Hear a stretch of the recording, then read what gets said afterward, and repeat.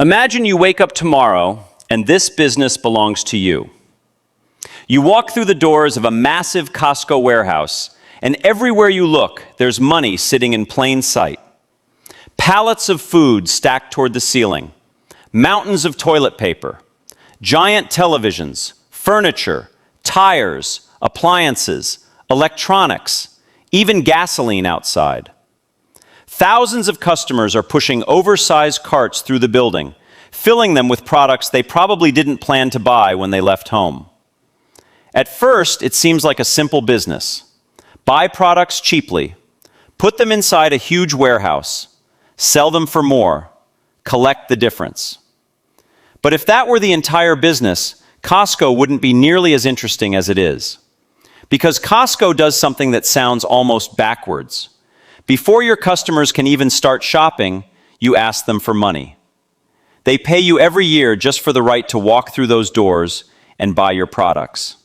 And somehow, millions of people happily do it. That's the strange part. A normal supermarket tries to convince you to spend money every time you visit. Costco first convinces you to pay for the relationship. Then it tries to make you come back again and again. And that small difference changes almost everything about the economics of the business. Because when you control the membership, the customer relationship, the warehouse, the products, and the purchasing process at the same time, you're no longer simply running a supermarket. You're building a machine. And the question is, how does that machine actually make money? Let's start with the simplest possible version. Imagine you open a small grocery store in your neighborhood. You find a supplier who sells you a case of bottled water for $10. You put that case on your shelf and sell it to your customer for $14. You've made $4. But that $4 isn't really your profit yet. You still have to pay your employees. You have electricity bills. You have rent. You need delivery trucks. You need refrigeration. You need insurance. You need technology. You need to replace damaged products. And you have to keep enough cash available to buy your next shipment. So even though you sold something for $14 that cost you $10, the business isn't simply keeping $4. That's retail. And it's an extremely competitive business. Because if the store across the street sells the same bottle of water for $13, your customer has a reason to go there instead. Now imagine you're Costco. Instead of buying a few cases of water, you're buying enormous quantities. Instead of operating one small store, you're operating a huge network of warehouses. Instead of trying to earn a large markup on every product, you can focus on keeping prices extremely competitive. This creates a completely different strategy. Think about two restaurants. One restaurant serves 500 different dishes. The other serves only 50, but it buys enormous quantities of the ingredients used in those 50 dishes. The second restaurant has fewer choices, but because it knows exactly what it needs, it can purchase more efficiently, simplify its kitchen, reduce waste, and serve customers faster. Costco applies a similar philosophy to retail. It doesn't need every possible version of every product.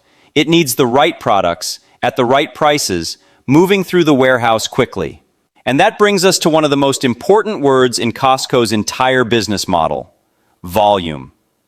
If you make $1 from one customer, that's almost meaningless. But if you make that dollar through millions of transactions, the number becomes enormous. Costco's strategy is built around getting huge amounts of merchandise through its warehouses, while keeping the cost of operating those warehouses under control. And that's where the business starts getting interesting. Because Costco isn't trying to win by making the biggest profit on one product, it's trying to win by making the entire system work at massive scale. And once you understand that, the giant warehouse starts looking very different. But here's where Costco's strategy becomes much more powerful. Imagine you're a small store owner and you need to buy 100 televisions. You call a supplier and ask for a price. Now imagine Costco calls that same supplier and says, "We don't need 100 televisions, we need thousands." The conversation changes immediately. When you're buying at enormous scale, you have more leverage. You can negotiate harder. You can compare suppliers. You can demand better terms. And you can spread transportation, distribution, technology, and operating costs across an enormous amount of merchandise. This is one reason Costco can sell products at prices that can feel surprisingly low. But there's another side to this equation. Buying cheaply is only useful if you can sell quickly. Imagine you spend $1 million filling a warehouse with products. If those products sit there for months, your money is trapped inside inventory. You've already paid your suppliers. You've paid employees to receive and organize the merchandise. You've paid for the warehouse. You've paid for electricity and security, but you haven't collected the cash from customers yet. Now imagine the opposite. The products arrive. Customers buy them. The inventory disappears. Cash comes in. Then you use that cash to purchase more inventory. The cycle repeats. That's inventory turnover. And for a company operating on enormous sales volume, keeping that cycle moving is critical. Costco doesn't want its warehouses to become museums filled with products. It wants merchandise constantly entering, selling, and being replaced. And this creates another advantage. The faster products move, the more sales Costco can generate from the same physical space. A warehouse isn't valuable simply because it's huge. It's valuable because Costco can make that space productive. Think about a parking lot. If one car occupies a parking space all day, that space produces very little activity. But if 10 different cars use the same space throughout the day, you've generated much more value from the exact same piece of land. Costco applies a similar principle to its inventory.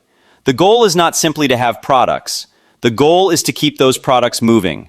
And that brings us to the problem that almost every retailer eventually faces: margins. If you sell a product for $100 that costs you $70, you have $30 left before your other operating expenses. Sounds good. But imagine another retailer sells the exact same product for $80. Suddenly, your $100 price doesn't look so attractive. Customers may leave. So you lower your price. Now you're making less per sale. This is the constant battle in retail. Customers want lower prices. Suppliers want to charge more. Employees need to be paid. Land and buildings cost money. Transportation costs money. Technology costs money. And the retailer still needs to make a profit. Costco deliberately operates around this tension. Its model is built around offering competitive prices rather than trying to maximize the markup on every individual product. That sounds dangerous, but Costco has another piece of the puzzle: the membership. Think about what happens when you join a gym. You don't pay the gym every time you walk through the door. You pay an annual or monthly fee first. Then you use the facility. Costco applies a similar concept to retail. The customer pays for membership before making the shopping trip. That means Costco has already established a financial relationship with the customer before the first product enters the cart. And now something psychologically interesting happens. The customer isn't simply thinking, "Where should I buy groceries today?" They're thinking, "I already paid for Costco. I should use it." That tiny shift can influence shopping behavior. If you're already a member and you need paper towels, coffee, meat, a new television, or even gasoline, Costco has a chance to capture that spending. The membership becomes the bridge between the customer and everything inside the warehouse. And this is where the business model starts connecting together. Low prices make membership attractive. Membership brings customers back.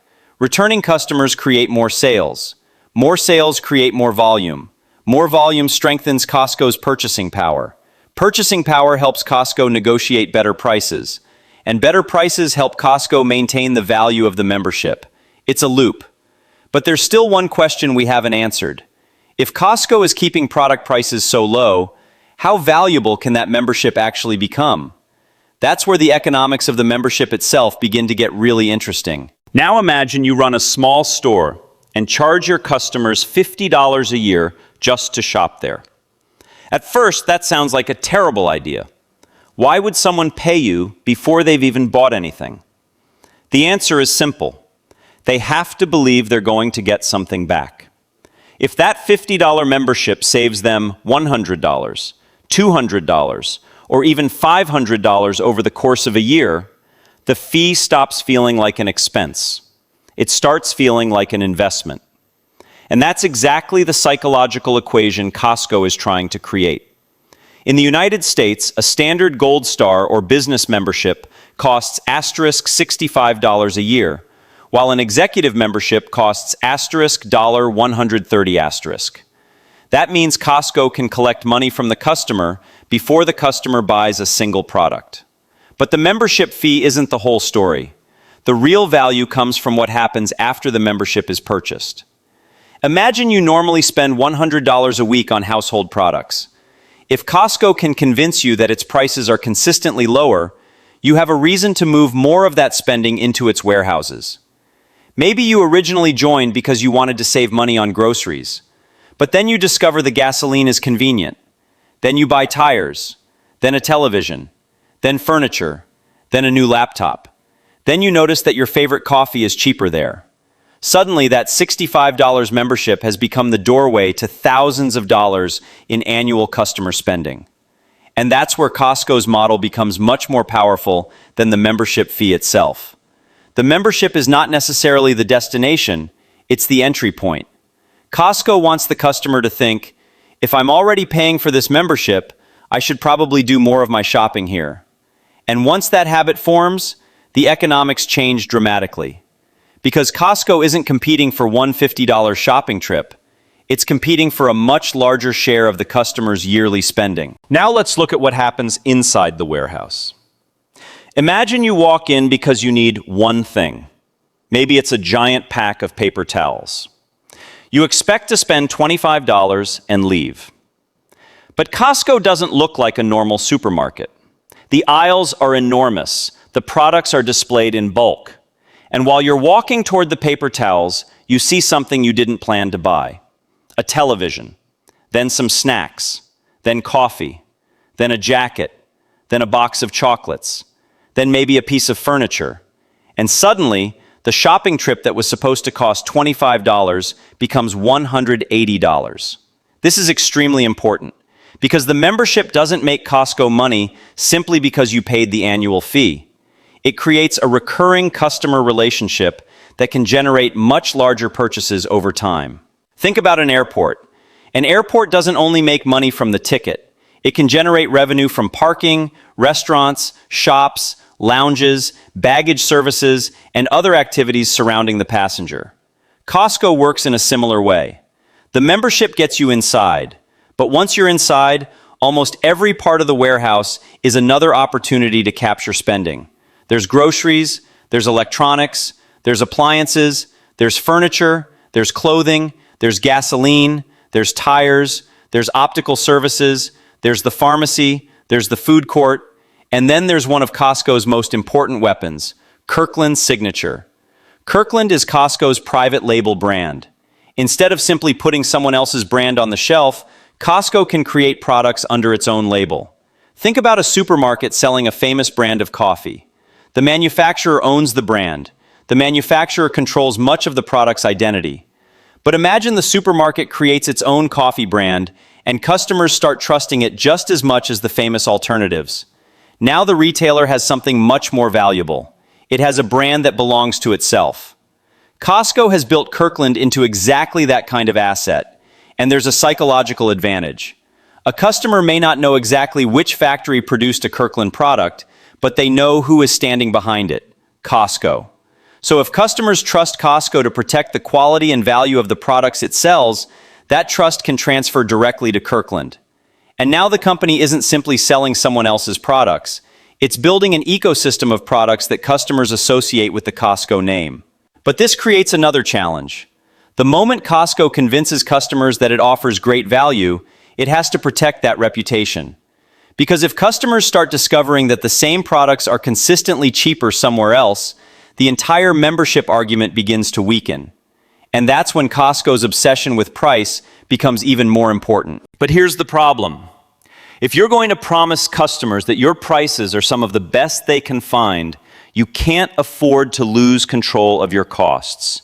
Every dollar matters.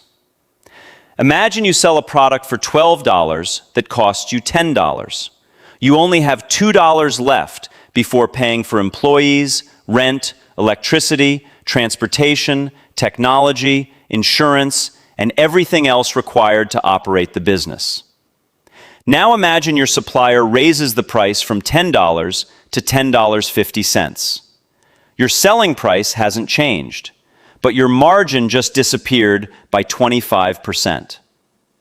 That's why Costco's purchasing operation is so important. The company has to constantly negotiate with suppliers, manage enormous amounts of inventory, and move products through its warehouses efficiently. Because Costco isn't simply trying to find cheap products, it's trying to build a supply chain that can deliver huge quantities at consistently competitive prices. And the warehouse itself is part of that strategy. Walk into a traditional supermarket and you might see polished shelves, elaborate displays, decorative signs, and products arranged individually. Costco can operate differently. Products can be displayed in bulk. Pallets can remain close to where they're sold. The building can look more like a distribution center than a luxury shopping mall. And that's intentional. Every unnecessary step costs money. If an employee has to take a product out of a box, place it on a shelf, arrange it perfectly, and then repeat that process thousands of times, someone has to be paid for all that work. But if the product can arrive in a pallet, move through the warehouse, and be sold directly from that pallet, the process becomes simpler. It's a small efficiency, but multiply that efficiency across hundreds of warehouses and millions of products, and it becomes enormous. This is how Costco protects its low-cost structure, not through one magical trick, through hundreds of small decisions that make the entire operation cheaper. But there's another enormous expense hiding behind all of this: people. A Costco warehouse may look simple from the customer's perspective, but behind those giant aisles are employees receiving shipments, stocking merchandise, operating registers, preparing food, maintaining equipment, helping customers, managing inventory, and keeping the entire warehouse running. And employees aren't cheap. Every worker represents wages, benefits, training, scheduling, and management costs. So Costco has to balance two things that seem contradictory. It wants to keep operating expenses low, but it also needs enough employees to deliver the experience customers expect. And this is where Costco's business philosophy becomes important. The company can't simply slash every expense. If the warehouse becomes chaotic, checkout lines become unbearable, products aren't available, and customer service collapses, the membership becomes less valuable. Remember, the customer already paid for the right to shop there. They expect something in return. So Costco has to make the warehouse efficient without making it feel cheap. That's a difficult balance. And then there's the biggest physical cost of all, the warehouse itself. A Costco isn't a small storefront. It's a massive building requiring land, construction, refrigeration, lighting, parking, inventory, security, technology, distribution infrastructure, and constant maintenance. And before a new warehouse can generate its first dollar of sales, Costco may have to spend enormous amounts of capital getting that location ready. That means every new warehouse is a bet. Costco has to ask, will enough people live nearby? Will enough of them become members? How frequently will they shop? How much will the average member spend? And most importantly, will the sales generated by this building justify the enormous investment required to operate it? Because a giant warehouse in the wrong location isn't an asset. It's an extremely expensive, empty building. And this is where location, customer density, and Costco's expansion strategy become critical. Because once you understand how much money is tied up in every warehouse, you begin to realize that Costco isn't simply selling products. It's managing a massive network of physical assets, employees, suppliers, inventory, and paying members. And keeping all of those pieces working together is where the real business begins.